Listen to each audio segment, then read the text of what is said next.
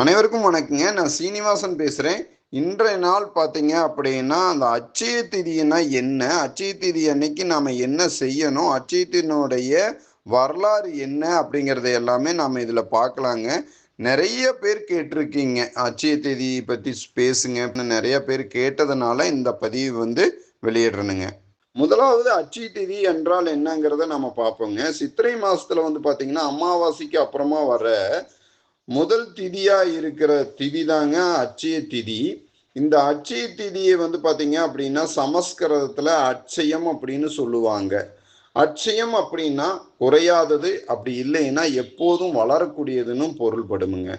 இந்த நாள்ல நடந்த முக்கியமான நிகழ்வுகள் என்னங்கிறத முதலாவது பார்ப்போமுங்க. மகாபாரதத்துல வனவாசத்தின் போது பாண்டவர்களுக்கு அட்சய பாத்திரம் கிடைச்ச நாள் இந்த நாள் தாங்க. மகாபாரத கதையை பார்த்தீங்க அப்படின்னா வியாசர் சொல்ல சொல்ல விநாயகர் எழுதுறாருங்க. அந்த எழுதுறத தொடங்கின நாள் தான் இந்த நாளுங்க. குபேரன் பார்த்தீங்க அப்படின்னா செல்வங்களுக்கெல்லாம் அதிபதினு சொல்லுவோம் இல்லைங்களா? அந்த குபேரன் சிவபெருமான் கிட்ட தவம் இருந்து அந்த செல்வங்களை எல்லாம் வாங்கிய நாள் தான் இந்த நாளுங்க. அவர் ராவணன் கிட்ட செல்வங்களை எல்லாம் இழக்கிறாரு. அதற்கு அப்புறமா பார்த்தீங்க அப்படின்னா சிவபெருமான் கிட்ட தவம் இருந்து செல்வத்துக்கு அதிபதியா வர அளவுக்கு செல்வங்களை பெற்றுக்கொள்றாருங்க. அந்த செல்வங்களை பெற்றுக்கொண்ட நாள் தான் இந்த நாளுங்க. மகாவிஷ்ணுவின் அவதாரமான பரசுராம அவதாரம் எடுத்த நாளும் இந்த நாள் தானுங்க. மகாலட்சுமி பார்க்கடலில் தோன்றிய நாள் தாங்க இந்த நாள். புண்ணிய நதிகளிலேயே சிறந்த நதியா சொல்லப்படுற கங்கை நதி சொர்க்கத்தில் இருந்ததாகவும் அது பூமிக்கு வந்த நாள் தான் இந்த நாளும் சொல்லப்படுதுங்க. உலகத்திற்கே படியளக்கிற சிவபெருமான் அன்னபூர்ணேஸ்வரியிடம் அதுவும் பாத்தீங்கன்னா பிச்சாண்டரா உலகத்துக்கே உணவு கொடுத்த நாள் தாங்க இந்த நாள். குசேலர் அப்படின்னு சொல்ற சுதாமா இந்த நாள்ல தாங்க கிருஷ்ணரை சந்திச்சு அல்ல குறையாத செல்வத்தை பெற்ற நாளா சொல்லப்படுதுங்க. அது மட்டும் இல்லைங்க, பத்ரிநாத் கோயில் எல்லாத்துக்குமே தெரியும். அந்த பத்ரிநாத் கோயில் பாத்தீங்க அப்படின்னா இந்த நாள்ல தான் அந்த கதவு பத்ரிநாத் கோயிலினுடைய யாத்திரை போறதெல்லாம் கேள்விப்பட்டிருப்பீங்க, ஒரு சிலர் போயிருப்பீங்க. இந்த நாள்ல தான் அந்த கோயிலினுடைய கதவு திறக்கப்படுமுங்க. அடுத்து பாத்தீங்க அப்படின்னா இந்த நாள்ல தங்கம் வாங்கினா தங்கம் சேரும்னு, பொருட்கள் வாங்கினா பொருள்கள் சேரும்னு எல்லாரும் நம்பி செயல்பட்டு இருக்காங்க. அதுவும் பார்த்தீங்கன்னா இந்த ஒரு 30 வருஷத்துக்குள்ளதான் இது மாதிரி செஞ்சிட்டு இருக்காங்க. இது உண்மையாலுமே இப்படி இந்த செயல் புராண கதைகளுக்கும் இதுக்கும் ஒத்து வருதா, இது சரிதானா அப்படிங்கிறத நாம பார்ப்போமுங்க. முதலாவது எல்லாரும் நம்புறது என்னன்னா, இந்த அட்சய பாத்திரம் மாதிரி நம்ம ஒரு நகை வாங்கினோம்னா நம்மளுக்கு நகை சேர்ந்துட்டே இருக்கும். அட்சய பாத்திரம் எப்படி உணவு கொடுத்துட்டே இருந்துச்சோ அது மாதிரி நம்மளுக்கு நகை இருந்துட்டே இருக்கும் அப்படின்னு நம்புறாங்க. இது அட்சய பாத்திரம் என்ன செய்யுது அப்படிங்கறத பார்ப்போமுங்க. அப்போ இது சரியா தப்பா அப்படிங்கிறது நம்மளுக்கு தெரிய வரும். அட்சய பாத்திரம் பாண்டவர்களுக்கு எப்படி கிடைச்சிச்சு அப்படின்னா, பாண்டவர்கள் பார்த்தீங்க அப்படின்னா வனவாசம், அதாவது சூதாடி நாடு வீடு இதெல்லாம் இழந்ததுக்கு அப்புறம் வனவாசம் போறாங்க. அவங்க போகிற போது பார்த்தீங்க அப்படின்னா அங்க போயிட்டு சாப்பிட்றதுக்கு ரொம்ப கஷ்டப்படுறாங்க, உணவு இல்லாம கஷ்டப்படுறாங்க. ஆனா அவங்க வனவாசம் போறதுக்கு முன்னாடி அநேகருக்கு தான தர்மங்களை செஞ்சுட்டு இருந்தாங்க. உணவு மட்டும் இல்லைங்க, அநேகருக்கு பொருள் தானம் இந்த மாதிரி எல்லாம் நிறைய செஞ்சுட்டு இருந்தாங்க. எல்லாத்தையும் இழந்துட்டு அவங்களே வெறுமனே இருக்கிற போது அவங்கனால தானமும் செய்ய முடியாம, அவங்களுக்கு அவங்களே சாப்பிட்டுக்கவும் முடியாம பார்த்தீங்கன்னா ரொம்ப கஷ்டப்படுறாங்க. இந்த நிலையில பார்த்தீங்க அப்படின்னா தர்மர், அதாவது மூத்த பையன் என்ன பண்றாரு அப்படின்னா சூரியனை நோக்கி, சூரிய பகவானை நோக்கி தவம் இருக்கிறாருங்க. எனக்கு ஏன்னா அந்த இடத்துல பார்த்தீங்க அப்படின்னா அவரை நோக்கி தவம் இருந்தா உங்களுக்கு கிடைக்கும் அப்படிங்கிற ஒரு எண்ணத்தை கடவுள் தோன்றாரு, கிருஷ்ண பகவான் தோன்றாரு. அதனால பார்த்தீங்கன்னா அவர் சூரிய பகவான் நோக்கி தவம் இருக்கிறாருங்க. அந்த தவத்தின் காரணமா பார்த்தீங்க அப்படின்னா அவங்களுக்கு அட்சய பாத்திரம் கிடைக்குது. இதைய நீங்க நோட் பண்ணிக்கணும். எதன் காரணமாக அட்சய பாத்திரம் கிடைச்சிச்சு அப்படின்னா 2 விஷயத்தினால கிடைச்சிச்சுங்க. அவங்க வனவாசம் போறதுக்கு முன்னாடி தான தர்மங்களை செஞ்சதுனாலையும் சூரிய பகவானை நோக்கி தவம் இருந்ததுனாலையும் அட்சய பாத்திரம் கிடைச்சிச்சு. அடுத்து இந்த அட்சய பாத்திரம் என்ன வேலை செய்யுங்கிறத பார்க்கலாமுங்க. இந்த அட்சய பாத்திரத்துல வந்து பாத்தீங்கன்னா நம்ம அவங்களுக்கு தேவையான உணவு எல்லாமே அவங்க அந்த அட்சய பாத்திரம் கொடுத்துச்சு. இவங்களுக்கு மட்டும் இல்லை, இன்னும் தானம் செய்யறதுக்கு எத்தனை பேர் வந்தாலும் எடுக்க எடுக்க கொடுத்துட்டே இருந்துச்சுங்க. அந்த அட்சய பாத்திரம் எவ்வளோ பேர் வந்தாலும் கொடுக்கக்கூடிய சக்தி வாய்ந்த அந்த பாத்திரமா இருந்துச்சு. ஆனா இந்த பாத்திரம் என்ன பண்ணும் அப்படின்னா, பாஞ்சாலின்னு நாம சொல்ற திரௌபதி சாப்பிட்டா சாப்பிட்டு முடிச்சிட்டாங்க அப்படின்னா அது உணவு கொடுக்கறத நிறுத்திடும். இதுதான் இந்த அட்சய பாத்திரத்தினுடைய தன்மைங்க.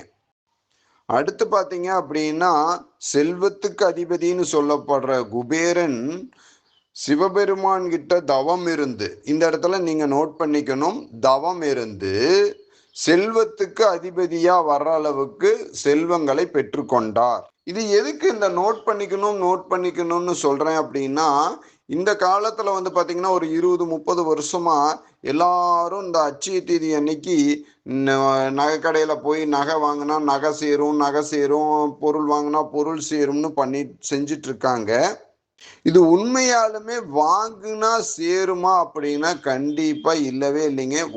எந்த நாள்ல நீங்க அட்சய தீதிக்கு அடுத்த நாள்ல நீங்க தேர்ந்தெடுத்துட்டு, இல்ல அதுக்கு அடுத்த நாளோ முன்னாடி நாளோ எந்த நாளை நீங்க தேர்ந்தெடுத்து எதை செஞ்சீங்கனாலும், சேவிங்ஸா எதை செஞ்சீங்கனாலும் சேவ் பண்ற ஒரு எண்ணம், அதாவது சேமிப்பு பண்ணக்கூடிய ஒரு எண்ணம் இருந்துச்சு அப்படின்னா அது சேரும். சேமிப்பு பண்ணக்கூடிய எண்ணம் இல்லைன்னா அது சேராது. அவ்வளவுதானுங்க. நான் வருஷம் வருஷம் நகை எடுக்கிறேன், அதனால எனக்கு நான் ஒரு 10 வருஷமா எடுக்கிறேன் அப்படின்னா 10 வருஷம் 10 கிராம் நகை எடுத்திருக்கேன் அப்படின்னா அந்த 10 கிராம் நகை சேரும் தான். இது நீங்க எந்த நாள்ல எடுத்தீங்கனாலும் சேரும். ஆனா இந்த அட்சய தீதி அன்னைக்கு எடுக்கிறதுனால அப்படிங்கிறதெல்லாம் எதுவுமே கிடையாதுங்க. முதலாவது பக்திக்குள்ள வாங்க. உங்களுடைய கர்மாவும் நல்ல செயல்கள் மாத்திரம் உங்களுக்கு ஒன்று கொடுக்குமா தவிர, நீங்க ஒரு செயலை செய்யறதுனால, அதாவது நீங்க உங்ககிட்ட இருக்கிற பணம் அப்படிங்கிற ஒரு செல்வம், பணம்னா செல்வம் தானே, அந்த செல்வத்தை கொடுத்து நகையா மாத்துறதுனால ரெண்டும் செல்வம் தானுங்க, ஒண்ணுமே இல்லையே. யோசிச்சு பாருங்க. பணம்ங்கிற செல்வத்தை கொடுத்து நகைங்கிற செல்வத்தை வாங்குறதுனால உங்களுக்கு எக்ஸ்ட்ரா என்ன கிடைக்க போகுது? யோசிச்சு பாருங்க. இந்த நான் சொல்லப்பட்ட புராண கதைகள்ல எல்லாமே அருள் சார்ந்து பொருள் கிடைத்தது. அருள் சார்ந்ததுனால பொருள் கிடைத்தது. பொருள் சார்ந்ததுனால பொருள் கிடைக்கவே இல்லைங்க. இது இந்த பதிவை கேட்குறவங்களுக்கு மாத்திரம்தான். நானும் இதே மாதிரி நிறைய பதிவுகளை நான் போய் பார்த்தேன். யாருமே பார்த்தீங்கன்னா அருளையும் பொருளையும் சேர்க்கவே இல்லை. பொருள் சார்ந்து மட்டும்தான் பேசுறாங்க. கலியுகத்துல இப்படிதான் இருக்குதுதான். யாரோ ஒரு சிலர் மட்டும்தான் அருள் சார்ந்து இருப்பாங்கன்னு இருக்கு பகவத்கீதையில. நான் எல்லா பதிவுலையுமே சொல்லி வரேன். இந்த ஒரு விஷயம் என்ன அப்படின்னா, இந்த வார்த்தை பகவத்கீதையினுடைய வார்த்தை ஒன்று சொல்லுவேன். கலியுகத்துல சிற்றின்ப பிரியர்களாகவும் தேவர்களை வணங்குவர்களாகவும் சடங்காச்சாரங்களின் மேலே பற்றுதலாயிருந்து பரமாத்மாவாகிய என்ன விட்டுருவாங்க அப்படின்னு எழுதி இருக்குதுங்கிற இந்த வார்த்தையே நான் சொல்லியே இருப்பேனுங்க. அது மாதிரி இந்த அட்சய தீதி அன்னைக்கு நகை வாங்கிறது அப்படிங்கிறது பாத்தீங்க அப்படின்னா ஒரு சடங்காச்சாரமா தான் கருதப்படுது. இந்த இடத்துல பக்தியே இல்லையே. உங்களுக்கு பாத்தீங்கன்னா பாண்டவர்களுக்கு தர்மருக்கு பாத்தீங்கன்னா அந்த அட்சய பாத்திரம் ஏதோ காசு கொடுத்தா வாங்கினாரு? யோசிச்சு பாருங்க. அதே போக குபேரன் என்ன சிவபெருமான் கிட்ட இருந்து காசு கொடுத்தா நகைகள் எல்லாம் வாங்கினாரு. நகைகளுக்கு அதாவது செல்வத்துக்கெல்லாம் அதிபதியானாரு. யோசிச்சு பாருங்க. இந்த பதிவை கேட்கிறவங்க கொஞ்சமாவது யோசிங்க. அதாவது பக்திக்குள்ளையும் மட்டும்தான் உங்களால எதையுமே பெற்றுக்கொள்ள முடியும். இல்லாட்டினா எதையுமே பெற்றுக்கொள்ள முடியாது. நான் காசு கொடுத்தேன், நகை வாங்கினேன், ரெண்டும் ஒண்ணு தானே. உங்ககிட்ட இருக்கிற காசு நகையா மாறுச்சு, அவ்வளவுதான். வேற என்ன ஆச்சு? இப்ப இந்த நாள்ல என்னதான் செய்யணும் அப்படின்னா, இந்த நாள்ல நீங்க ஒரு நல்ல காரியங்களை தேர்ந்தெடுங்க. நான் இந்த நாளில் இருந்து இந்த நல்ல காரியங்கள் செய்யணும் அப்படிங்கிறது, அது பக்தியா இருக்கலாம், தானமா இருக்கலாம், என்ன வேணா ஒருத்தருக்கு உதவிகளா இருக்கலாம், என்ன வேணா இருக்கலாம். அது உங்களுடைய நல்ல கர்மாவா கன்வெர்ட் ஆகணும். அதுதான் முக்கியம். உங்களுடைய செயல்களானது நல்ல கர்மாவா இருக்கணும். இது வியாபாரம் தானே ஆகுது, வியாபாரத்துக்கு கூட கணக்கு இல்லை இந்த செயல்கள். இதனால எப்படி நன்மையை பெற்றுக்கொள்ள முடியும்? இதனால எப்படி கடவுள் பாத்தீங்கன்னா உங்களுக்கு நல்லதை செய்ய முடியும்? யோசிச்சு பாருங்க. நான் வீட்டுல இருந்து காசு எடுத்துட்டு போறேன், நகை வாங்குறேன். இதுல இந்த இடத்துல பக்தி எங்கே, அருள் எங்கே, புண்ணியம் எங்கே, தர்மம் எங்கே?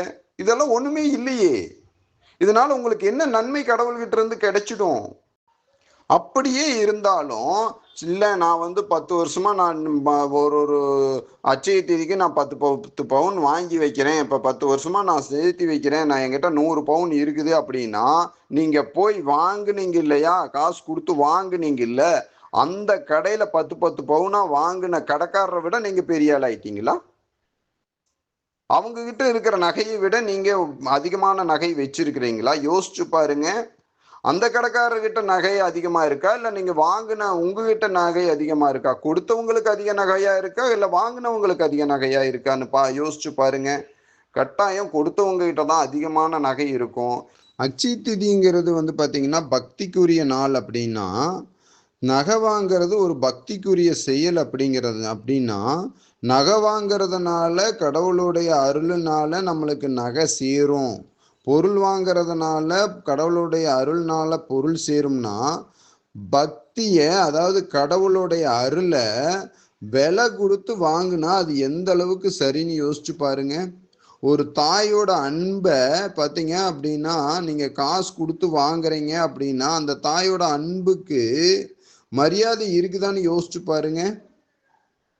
அது மாதிரிதான் கடவுளுடைய பக்தியை, கடவுளுடைய அருளை நீங்க காசு கொடுத்து வாங்கிடலாம் அப்படிங்கிறது எந்த அளவுக்கு சரியான யோசனைன்னு யோசிச்சு பாருங்க. இந்த நாள்ல அனைவருமே இந்த நாள்ல பாத்தீங்க அப்படின்னா அட்சய திதி அன்னைக்கு கிடைச்ச அந்த பாத்திரம் அட்சய திதி அன்னைக்கு மட்டும் அவங்களுக்கு உணவுகளை பொருட்களை கொடுக்கலைங்க.